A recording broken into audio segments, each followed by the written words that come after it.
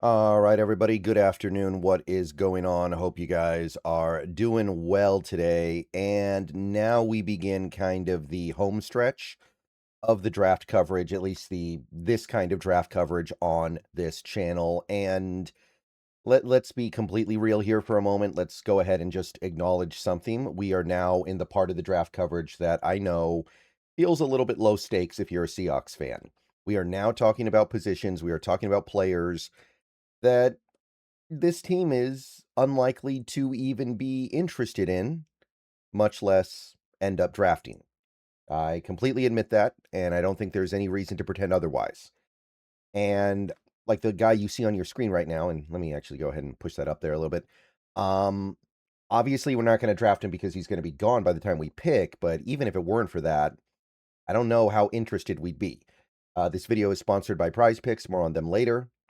But yeah, Fernando Mendoza, look, he's going to be long, long, long, long gone by the time the Seahawks pick. We all know that. But even if he wasn't, I mean, are the Seahawks really in the market for a quarterback right now? I I don't think so. We have three quarterbacks right now, and they're all on fair contracts, right? There's nothing here that indicates we got to move off one of these guys. Sam Darnold is still I mean, I'm not saying that he's a superstar quarterback and he needs to be getting paid the way Josh Allen gets paid, but given the fact that he did just help this team win a Super Bowl and is coming off a very good season, I think it's fair to say we're not thinking about moving off of him or that we're looking at his cap hit and shivering in fear, right? And Drew Lock is making very reasonable money for the competent backup that he is. And Milrow is still on a very cheap deal and is trying to develop. So, yeah, we're not drafting a quarterback, but let's talk about the quarterbacks in this class anyway, starting with Mr. Mendoza here of Indiana, just to kind of give us some context. All right, so he's 22. He's going to be 22 when the season starts. He is a prototype in terms of how he looks. He's got the size, he's got the frame, almost 6'5", over 235 pounds. He is that Peyton Manning, Tom Brady, Andrew Luck type prototype. Every big board has him in the top 4 that I use, and the aggregate has him number 1. We all pretty much know he's going number 1 overall to the Las Vegas Raiders. No sense in pretending otherwise. Had a monster season for the Hoosiers last year on the way to a national title. 41 touchdowns, 6 interceptions, 3,500 yards. And he even ran a little bit too. He almost had 300 rushing yards and 7 touchdowns, 91.6 PFF grade. Big improvement over the previous year where he was at, I think, California. So, yeah, Fernando Mendoza, very, very special prospect, at least for the most part. I don't want to go crazy here. So, what I can say about Mendoza in the positive, he definitely looks the part. He looks like a franchise quarterback. He makes you think of that archetype. He's not afraid of taking hits. He will hang in the pocket, take a big hit, and complete a throw anyway. So he's tough. He's willing to throw with anticipation. He doesn't throw where the receiver is. He throws where the receiver will be. And he trusts his read and he trusts the receiver to be where he expects. And he works through the pocket like he's a veteran. So there are a lot of traits here that you don't get with young quarterbacks that are really, really good. Do you like sports? If you do, then the best way to make them even better and more exciting is using Prize Picks, where it always feels good to be right. Prize Picks makes daily fantasy simple. Just pick more or less on your favorite players' projections and build lineups with a few taps. Whatever sport you're into, Prize Picks gives you a fun way to stay locked in while you're watching. I've had a great time using Prize Picks so far. It makes this daily fantasy thing so easy and fun, and it even makes watching the games way more exciting. And with the cool social feeds feature, you can share lineups with your friends and even follow partners to tail or fade their picks. Obviously, we're in the NFL offseason right now, but we've got basketball, baseball, hockey, all kinds of other stuff, so don't be afraid to test things out in whatever sport clicks with you. You can even pick multiple sports in the same lineup and sweat everything at once. And don't forget about team picks, where you can pick winners, spreads, and totals on any major game. So, download Prize Picks, America's #1 sports app. And don't forget, Code HMA, that is HMA, gives you $50 in lineups after you play your first $5 lineup. Prize picks. It's good to be right. And remember, always gamble responsibly. So he's also a pretty decent athlete, as proven by the fact that he can move around in the pocket and even take off and run for yards. Remember, rushing yards in college for quarterbacks are weird because they subtract sack yardage. So it's actually a little bit better than it looks. He's a cerebral player. He's someone willing to read a defense and really work to understand what he sees in front of him. He's amazing in the red zone. He was almost perfect as a red zone quarterback last year for Indiana. And he's got a pretty decent arm. He can get the ball downfield enough to at least make all the throws. He doesn't have a complete cannon, but it's good enough to get the job done. And not every quarterback needs to have an absolute cannon here. So those are the positives with Mendoza. They are significant. There's a lot to like here, but I think there are some things that need to be kept in mind when talking about him as a prospect. He is an RPO guy. He played in an RPO system at Indiana, and he lives out of shotgun. So you have to understand that he's going to come into the NFL, and things like footwork out of under center are going to be probably not great. He's probably going to struggle with that stuff.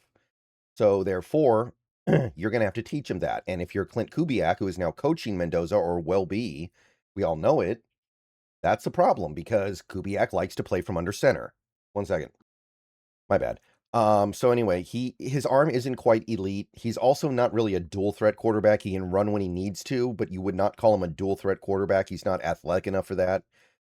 Sometimes he does take risks he doesn't need to. He feels like he can squeeze the ball into a tight window, and it's not always necessary. And at the NFL level, those windows are going to be even tighter, so he's got to be careful.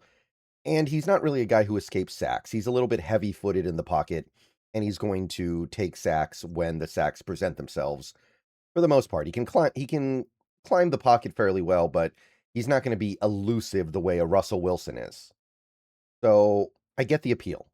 I do. I understand why people like him so much. There's a lot to like, a lot of positive traits, and I like him even a little bit more than I thought I would before I evaluated him, but I am worried about his transition to an NFL-style offense because Indiana runs the RPO so much.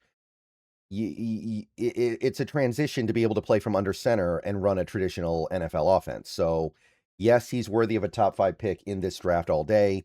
I don't really have a problem with him going number 1 overall. It's just one of those things where buyer beware. Okay, so this is the only other first-round quarterback in this draft as of right now on the aggregate. Tai Simpson. He is mostly ranked by the major big boards as being like a an early second round pick.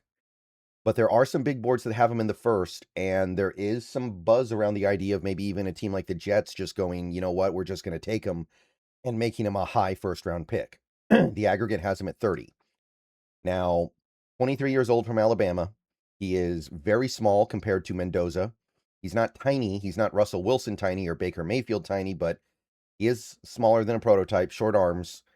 He has 1 year of actual collegiate experience at Alabama, and it was pretty good. Don't get me wrong, like 3,600 yards almost, 28 touchdowns, 5 picks, almost 100 rushing yards, which again is better than it looks because of context. So the things about Tai Simpson that are nice, he's a good pre-snap quarterback. He can set up protections. That's an important and underrated element of playing quarterback in this league, the ability to set your own protections and see where the blitzes and pressure may be coming from and get your guys in the right place. Right. He's got good, consistent mechanics. From throw to throw, he will consistently get the ball out quickly, and his body works together as he throws the ball. So there's not a lot of sloppiness there, which is great. He's more accurate than the numbers indicate. He had a lot of drops last year from Alabama receivers.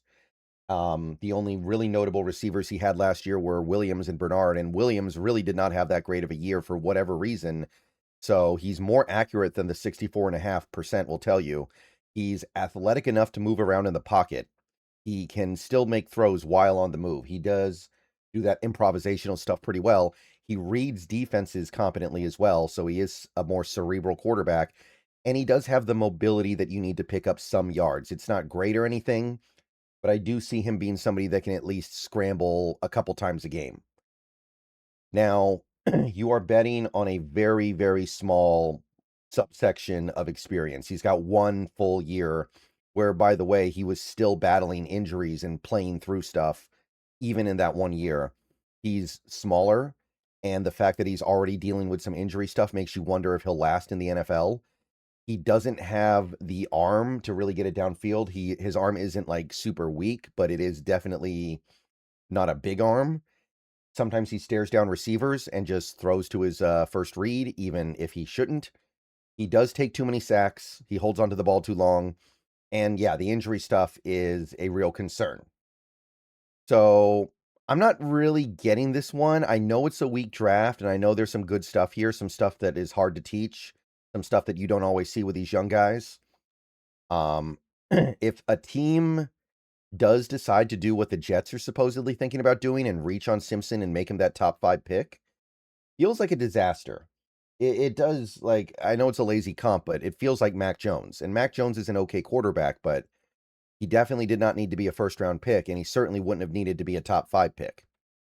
So I would put him in the second round, but really only because this class is weak.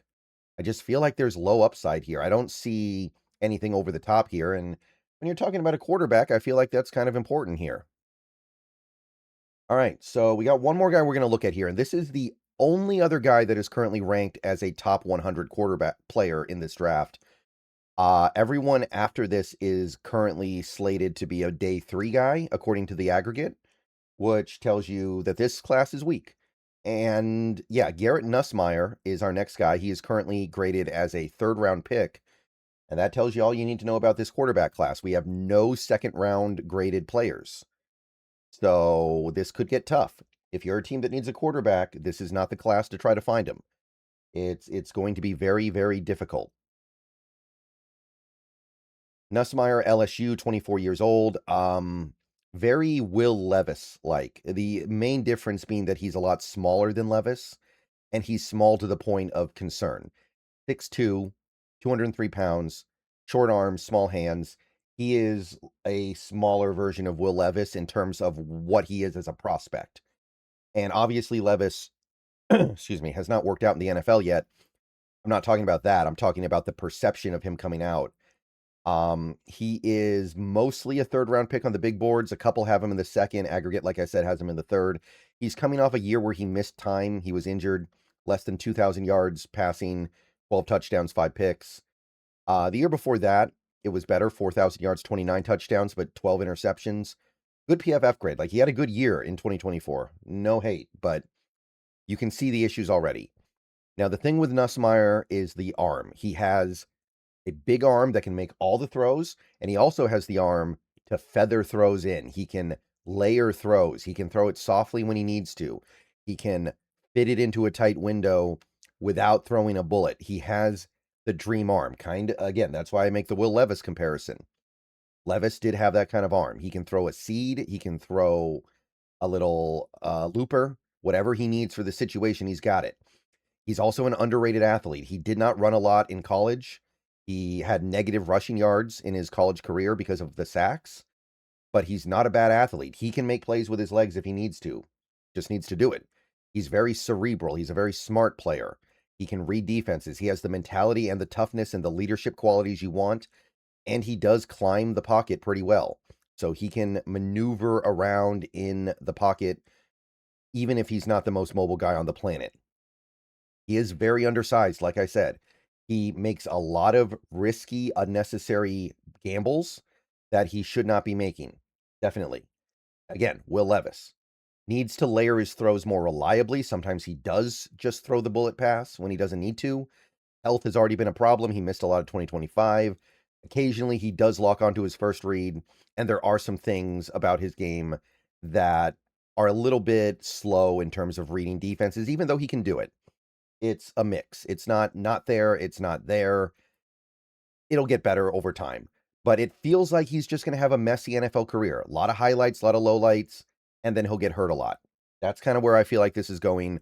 But the arm and athletic ability in a class like this, it's tempting. So I would go late 2nd if I needed a quarterback. Obviously, we don't. But in a class like this, that arm and that athleticism, they do the heavy lifting. All right. See you guys later. Go Hawks. Let me know what you think. See you soon.